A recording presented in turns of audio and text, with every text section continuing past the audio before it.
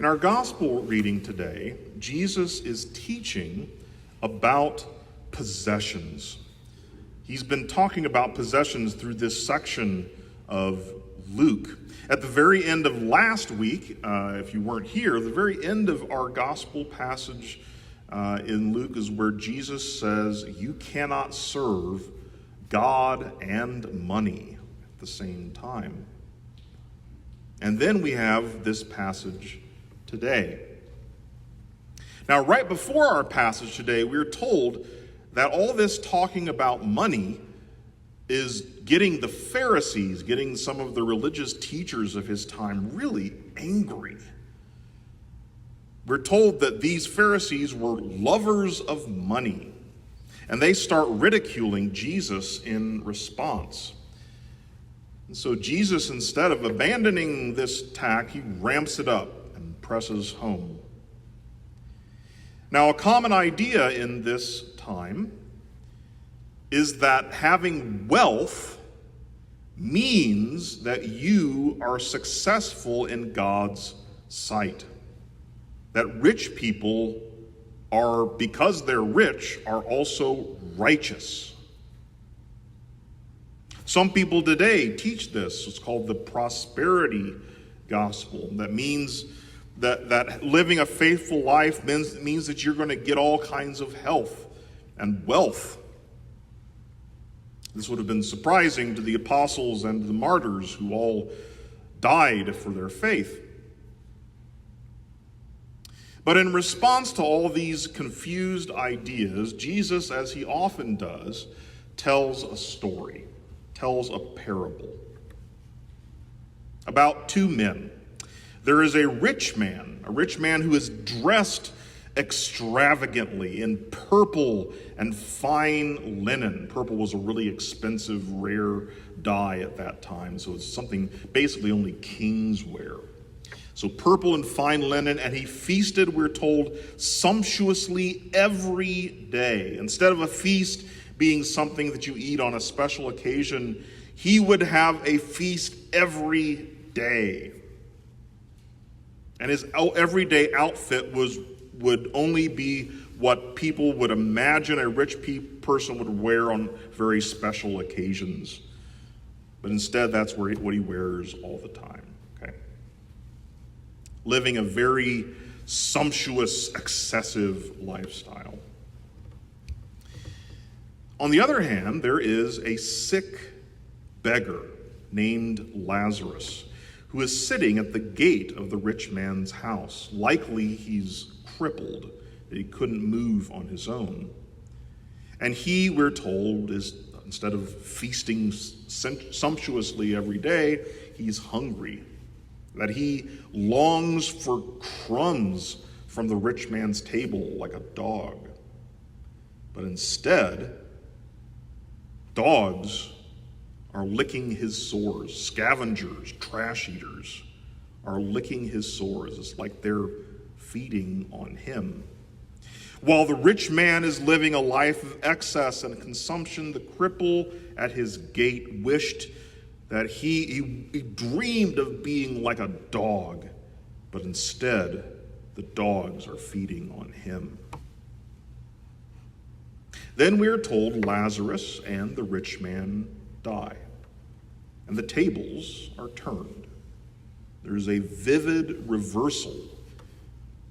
Poor Lazarus is carried, we are told, by angels to Abraham's side, to Abraham's bosom. The imagery here is that there is a great banquet in heaven where Lazarus is at the place of honor right by Abraham. His bosom would be right by Abraham at the table as they are reclining at the table. So the image there is in heaven is of a banquet. And it's interesting, just as a side note, in the book of Genesis, the father Abraham, his faithful servant, is named Eleazar, and Lazarus is just another version of that same name. So it's like Abraham's servant of old. Now the rich man, on the other hand, he is buried. He dies, and we're told he is buried, put in a grave in the pit, in the underworld, in the land of the dead. And so the rich man goes from nonstop feast to begging for but a drop of water from Lazarus. And he, like Lazarus was, is stuck there. He can't move on his own.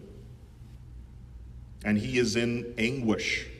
He's being licked by flames, like the flames are feeding on him. So you see there's a reversal of the way things were. Now, the point of this passage isn't to think about a particular picture of the afterlife or anything like that. The point of this is to think about what Jesus was trying to get people to think about, is to think about how we relate to our possessions, how we relate to our wealth. A lot of people in that day and age would think, man, I wish I could live like that rich man, living in excess, using what you have only for your own pleasure and enjoyment.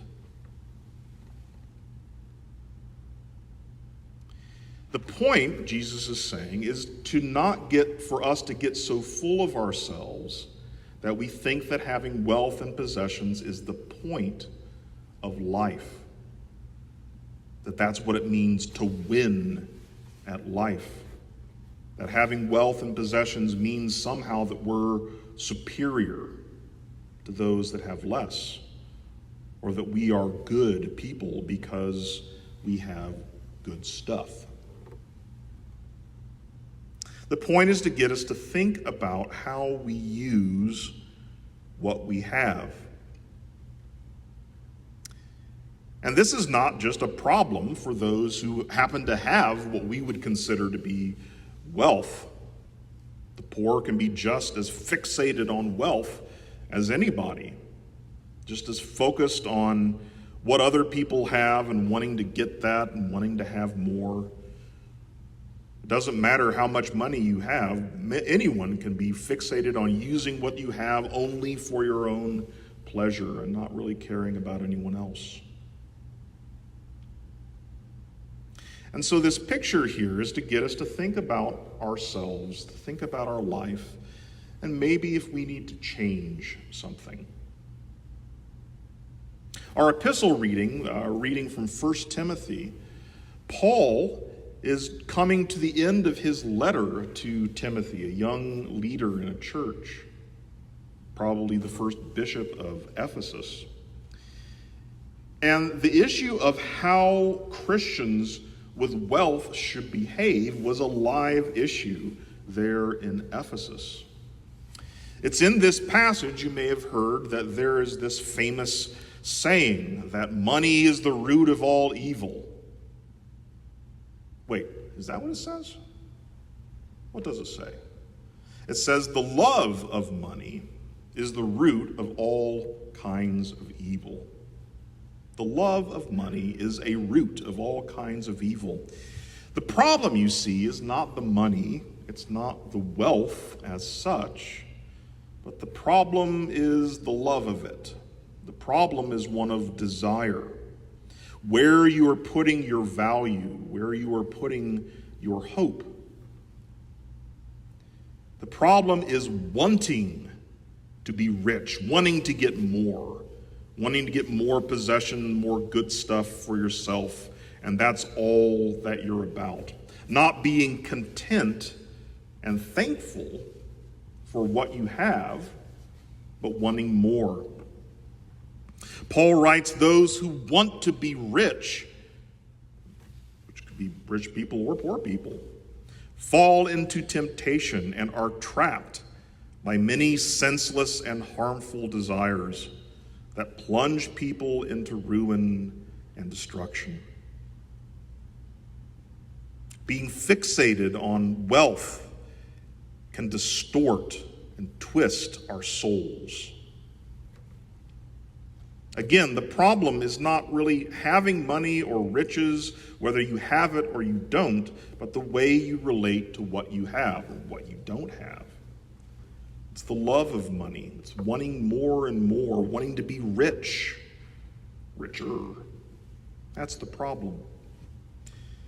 What then is a better way to relate to wealth, to money? Paul says, as for those who in the present day are rich, command them not to be haughty. Don't be full of yourself, but rather to set their hopes, not to be haughty, nor to set their hopes on the uncertainty of riches. Don't have that be where your value is. That's not what your hope should be in, but rather to set their hopes on God, who richly provides us with everything for our enjoyment. They are, Paul writes, to do good, to be rich in good works, generous, ready to share, and thus storing up for themselves the treasure of a good foundation for the future, so that they may take hold of the life that really is life. Paul says, for we brought nothing into the world, and we cannot take anything out. The big picture is that God has made us, and we are his. That all of our life is a gift from God. That he has even given himself to us in his Son and in his Spirit within us. So let us be thankful for the great gifts that we have, and let us be generous. And in that way, let us be like God. Let us be godly. For godliness with contentment is great gain. Amen.